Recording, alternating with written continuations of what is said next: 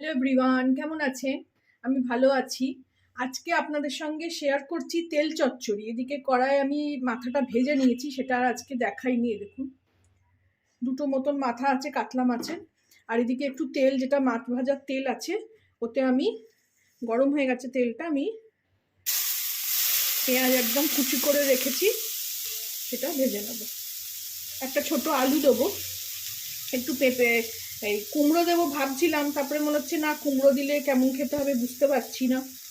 অনেক দিন মানে এইসব তেল চচ্চড়ি মাথা দিয়ে আমি মুড়ি ঘন্ট, চাল দিয়ে ডাল দিয়ে করেছি, অনেকবার খাওয়া হয়েছে। কিন্তু আজকে না আমার খুব এই তেল চচ্চড়ির মতনই এটা কাঁটা চচ্চড়ি আজকে করছি, সেও আপনাদের সঙ্গে শেয়ার করছি। তো ভীষণ খেতে ইচ্ছে করছে কাঁটা চচ্চড়ি, একটু ঝাল ঝাল করে। তো তারপরে ভাবছি যে আলু দিয়ে তো করবো, একটু কুমড়ো দেবো। চচ্চড়ি তো মোটামুটি আমরা পুঁই শাক মাথা দিয়ে করতে গেলে কুমড়ো ঝিঙে দিই। তারপরে ভাবছি দরকার নেই, একবার ভাবছি দিই, একবার ভাবছি দরকার নেই। দেখি আগে পেঁয়াজটা ভাজি, দেখি কতদূর কী করতে পারি, তাহলে দেবো একটুখানি, মানে একটু স্বাদও হবে, একটু মাখা মাখা ব্যাপারটা হবে। পেঁয়াজটা ভেজে নিয়ে আমি ফেরত আসছি। এই দেখুন, এখানে পেঁয়াজটা বেশ নরম করে ভেজে নিলাম। এর মধ্যে এবারে 3টে কাঁচা লঙ্কা চিড়ে রেখেছি, টমেটো, একটু রসুন বাটা, একটু আদা বাটা, আর এদের এই জলটা, আর একটু দেবো জল দিয়ে এটাকে এবারে ভালো করে কষাবো। তারপরে শুকনো মশলাগুলোও দেবো। এই সময় আঁচটা জোরে করে দিয়েছি। এই সময় আমি একটু শুকনো মশলাগুলো দিয়ে দেবো।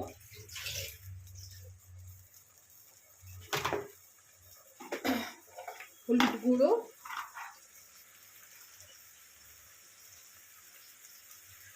আর একটু কাশ্মীরি লঙ্কার গুঁড়ো। কাশ্মীরি লঙ্কার গুঁড়োটা একটু বেশি দিলাম। হলুদ বেশি দিলে না হাতে কেমন দাগ হয়ে যায়, হলুদ আমার বেশি ভাল লাগে না, ওই জন্য একটু কাশ্মীরি লঙ্কার গুঁড়োটাই বেশি দিলাম। আর এখানে দেব স্বাদ মতন মিষ্টি, চিনি,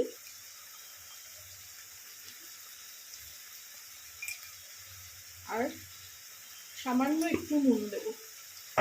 নুনটা আবার পরে লাগলে তখন দেবো। এখন এই টমেটোটা একটুখানি মজে যাবে, ওই জন্য একটু নুন দিয়ে দিলাম। দিয়ে এটাকে ভালো করে কষাবো। টমেটোটা গলে গেলে তারপরে আমি এতে আলু, ভাবছি একটু কুমড়ো দিয়েই দিই, আছে যখন। একটা ছোট দেখে ওই কাঁচা কুমড়ো কিনেছিলাম, তো ওটারও তরকারি করব। ওর তরকারিও আমার চ্যানেলে আছে, আপনারা দেখে আসতে পারেন। মেথি দিয়ে কুমড়ো ভীষণ ভালো হয় খেতে। ওটাও আবার একদিন করব বলে কিনেছি। ওটা যদি কাঁচা কুমড়ো দিয়েই বেশি ভালো লাগে, একটু টক মিষ্টি করে। দেখুন, ভালো করে এটা কষিয়ে নিয়ে এখানে আমি কুচি কুচি করে আলু কেটে রেখেছি, সেটা দিয়ে দেবো। দিয়ে এটা দিয়েও একটু ভালো করে কষাবো, আর একটুখানি কুমড়ো দেব, বের করে এনেছি, কেটে নেব। এই দেখুন, এদিকে মশলা কষাচ্ছি, আর এই রকম একটা ছোট কুমড়ো এর থেকে খানিকটা কেটে নিয়ে দেব, খোলা ছাড়াবো না, এটাই এরমভাবে ছোট ছোট পিস করে এর মধ্যে দেব। মশলা বেশ তেল ছেড়ে এসছে। আলুগুলো না আমি খোলা ছাড়াইনি, চচ্চড়ি টাইপসের করছি তো, কাঁটা চচ্চড়ি, ওই জন্য ওগুলোর আলু ছাড়াইনি। আর এই কুমড়ো খানিকটা কেটে নিলাম, এগুলোরও খোলা ছাড়াইনি, এভাবে টুকরো টুকরো করে এটাও দিয়ে দেবো। একটু মাখা মাখাও হবে। এই সঙ্গে আমি এটাকে ভালো করে একটু নাড়িয়ে নিই, নিয়ে মাথাগুলোও দিয়ে দেবো।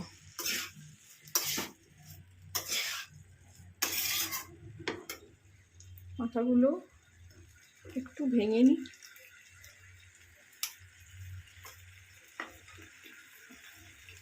খুব একটা গুঁড়ো গুঁড়ো করবো না, কারণ মচমচে করে ভেজেছি তো এমনি গুঁড়ো হয়ে যাবে।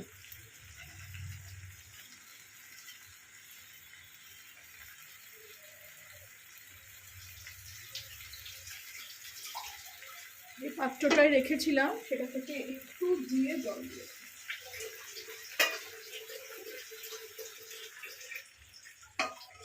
দিয়ে এটাকে একটু কষিয়ে নেব।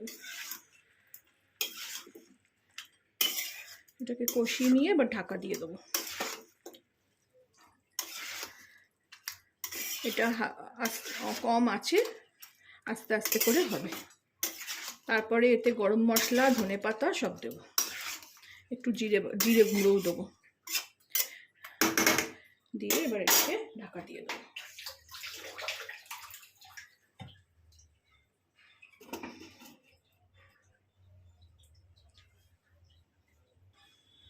এই দেখুন খুলছি, অলরেডি দেখা যাচ্ছে ভেতরে জল, কুমড়োর জল, টমেটোর জল, সব জলটা আছে।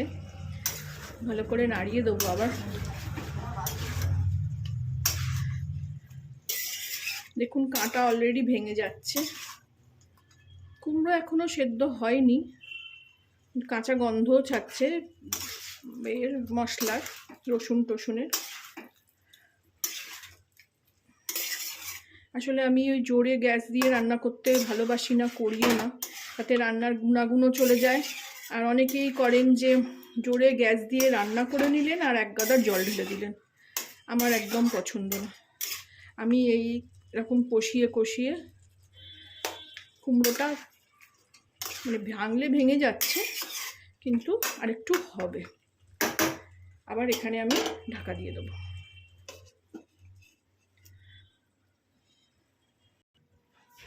এখানে আমি খুলছি, এখানে এখনো জল আছে। আঁচটা একটু বাড়িয়ে দিয়ে একটু স্বাদ মতো নুন দিয়ে দেবো। গন্ধটা ওই পুঁই শাকের গন্ধের মতো গন্ধ ছাড়ছে। আর একটু নুন দিয়ে দিলাম।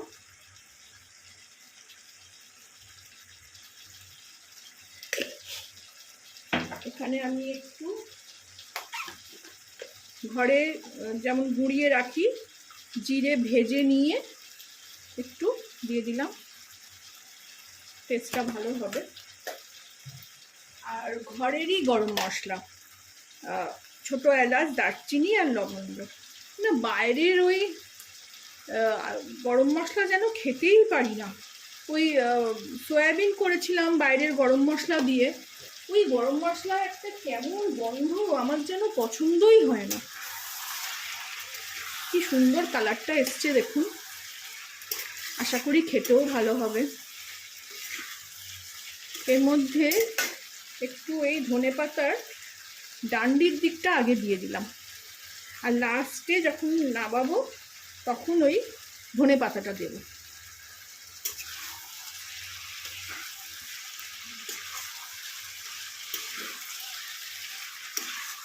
খুবই ভালো গন্ধ যাচ্ছে। দেখুন কাঁটাগুলো কেমন ভেঙে ভেঙে যাচ্ছে, দেখছেন? ভালো করে ভাজা হলে কাঁটা এমনিই ভেঙে যাবে।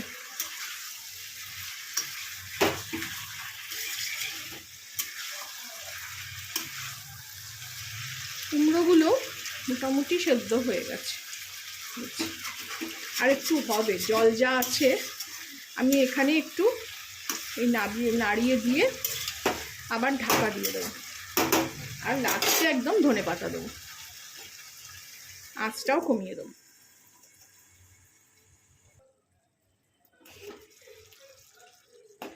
খুললাম, এই দেখুন এই কড়াটায় এই কারণে রান্না করি না, সেই তলাটা ধরা ধরা গন্ধ ছাড়ছে।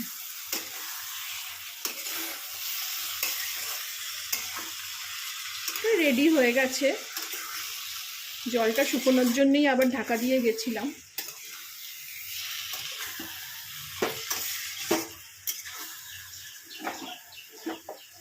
আমি যেভাবে করলাম আপনারাও করবেন, আমাকে জানাবেন কেমন লাগলো আমার এই রান্নাটা, আমার ভার্সানটা আমি যেটা শেয়ার করলাম। ভালো লাগলে আমার চ্যানেলটাকে একটা লাইক, শেয়ার অ্যান্ড সাবস্ক্রাইব করে দেবেন। এরপরে আমি ওপর থেকে একটু ধনেপাতা ছড়িয়ে দিলাম, দিয়ে এটাকে বন্ধ করে দেবো। এর মধ্যেই রাখবো।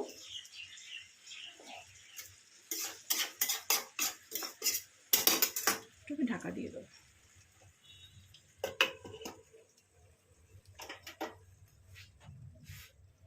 Thank you for watching.